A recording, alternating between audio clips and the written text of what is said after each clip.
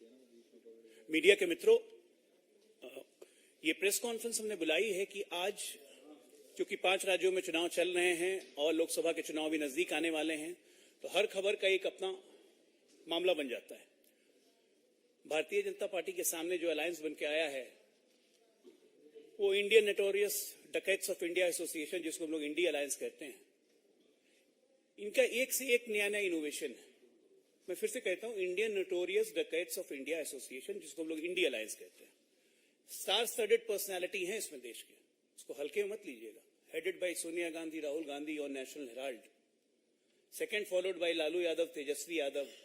चारा तो आपने 20 साल पहले सुना था, उसके बाद IRCTC, मॉल स्कैम, पता नहीं क्या क्या, TMC, नारडा सारडा, पता नहीं खाने में डालडा, अब उसके बाद रिक्रूटमेंट स्कैम। तो ये सब स्टार चेहरे होते हैं ना, स्टार कैंपेनर्स। तो हमारे भी स्टार कैंपेनर्स हैं, मोदी जी हैं, अमित शाह जी हैं, हमारे अध्यक्ष हैं, इनके भी स्टार कैंपेनर्स हैं।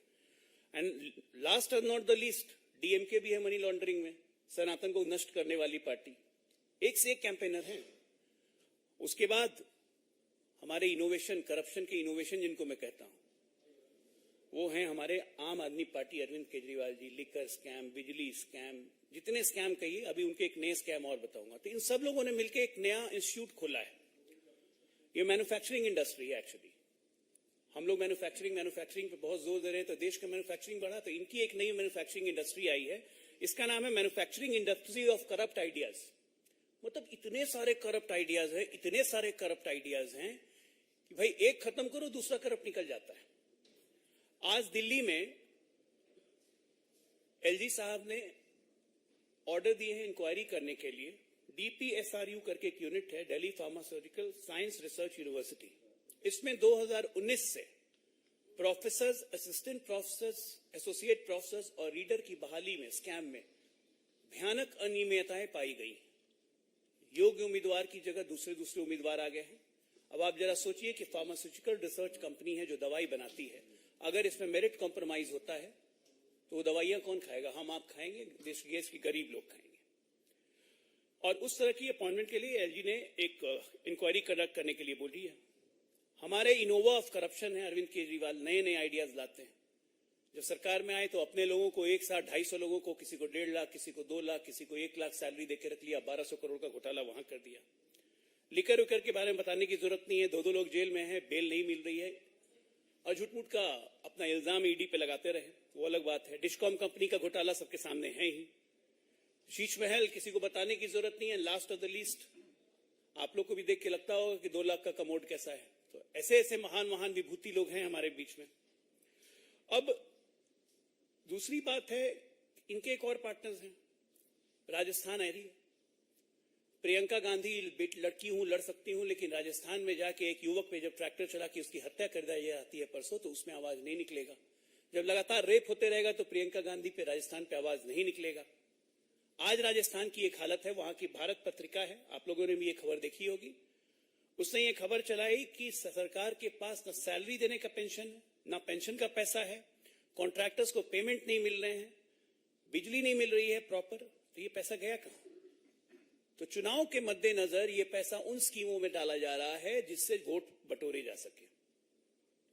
सरकारी अस्पतालों में दवाई नहीं है मरीज के लिए, उसके लिए भी पैसे खत्म है। ये हम नहीं कह रहे हैं, ये सरकार के आंकड़ों से उठा के वहां पे पत्रिका, भास्कर सबने ये खबर चलाई है, जो आज की प्रोमिनेंट खबर है।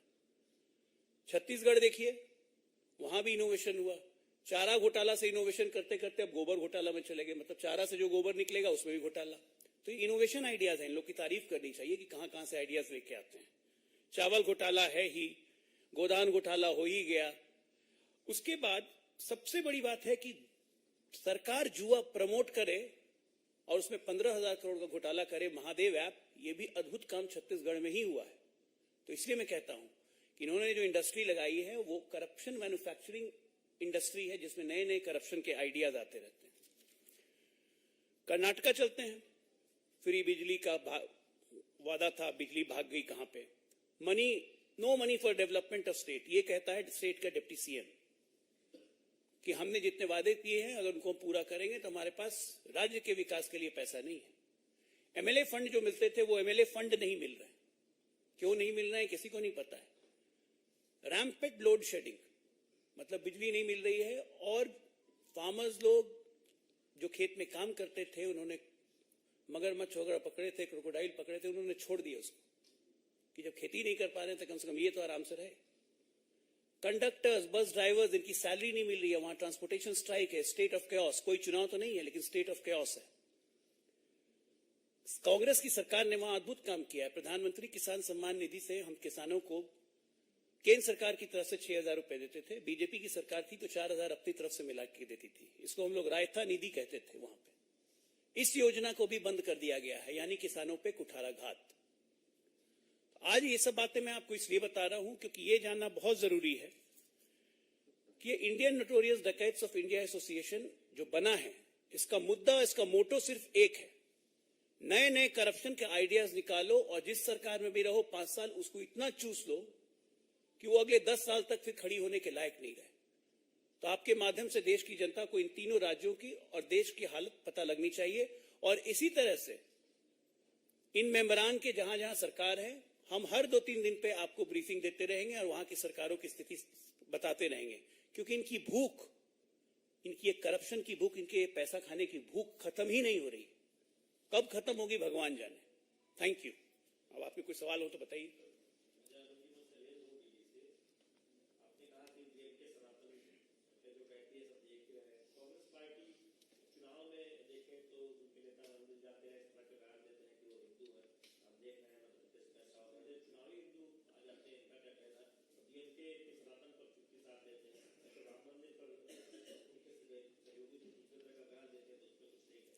देखिए, ये इनका चरित्र है। पहली बात कि कांग्रेस को चुनावी हिंदू कहने का बड़ा शौक लगा हुआ है। सच्चाई तो ये है कि कांग्रेस का शीर्ष नेतृत्व जो है वो किस तरह के हिंदू हैं हम लोग को ही पता है। जहां तक रही सनातन को खत्म करने की बात, सनातन तो इनके चाहने से खत्म नहीं होगा। आज इनके गठबंधन के एक और अलायंस के आरजेडी के एमएलए ने बयान दे दिया, उसने दुर्गा माता पे ही सवाल उठा दिए। तो ये इस तरह से इनकी हिंदू विरोधी छवि रोज दिन सामने आती है। हमें बस ये चाहिए कि जनता इनकी बातों को सुने और समझे और देखे कि ये हिंदुस्तान को किस डायरेक्शन में ले जाना चाहते हैं।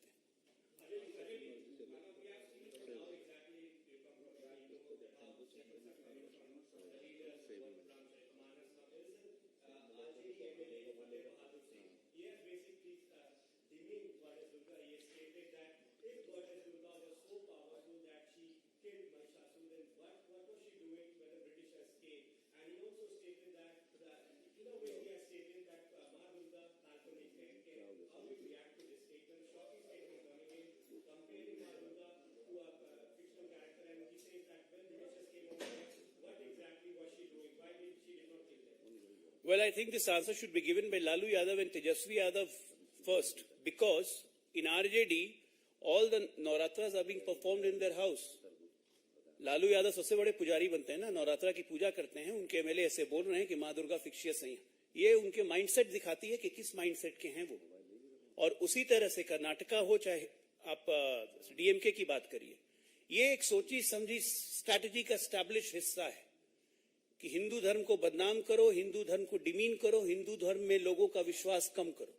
ये एक प्लान्ड ऑर्गेनाइज स्ट्रैटेजी है जो अगले 10 साल तक चलने वाली है। ये जानबूझ के ऐसा कर रहे हैं और इसमें इनका बस एक फायदा है कि हिंदू धर्म में लोगों की आस्था कमजोर करो, क्योंकि ये डर चुके हैं कि पिछले 10 वर्षों में जो एक हिंदू धर्म की सेंटिमेंट पूरे देश में फैली है, उससे इनको डर लगता है।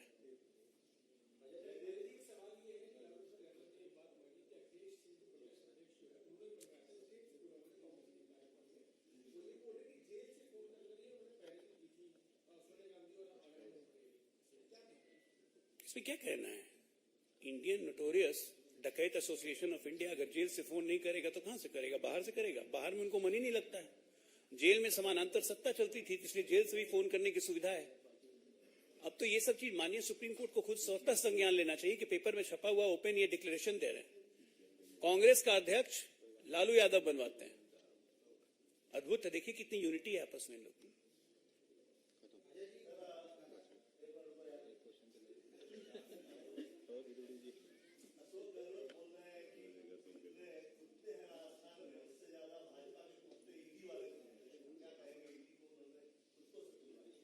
पता नहीं, मतलब लगता है थोड़ा गुस्से में आ गए होंगे। कल ही उनके पुत्र के कंपनी से 1.25 करोड़ की सीजर ईडी ने की है, तो थोड़ा दिक्कत हुआ होगा।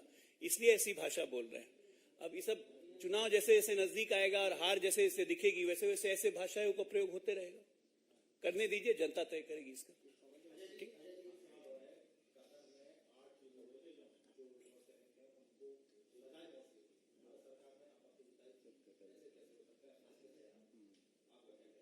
देखिए, मिनिस्ट्री ऑफ एक्सटर्नल अफेयर्स इसको देख रही है और बाकायदा हमने कतर सरकार के सामने भारत सरकार ने अपना पक्ष रखा है और इसको पूर्ण तरीके से लीगल बैटल हम लोग लड़ेंगे।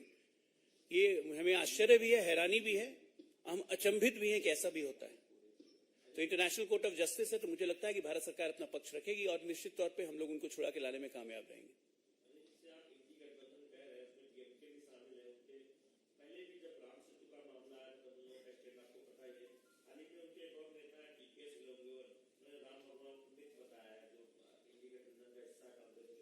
मैंने बोला ना कि ये तो सोची समझी प्लान स्ट्रैटेजी का हिस्सा है कि कभी राम को मिथ बनाओ, कभी हिंदू को मिथ बनाओ, कभी हिंदू को कमजोर बनाओ, कभी सनातन को खत्म करने की कोशिश करो।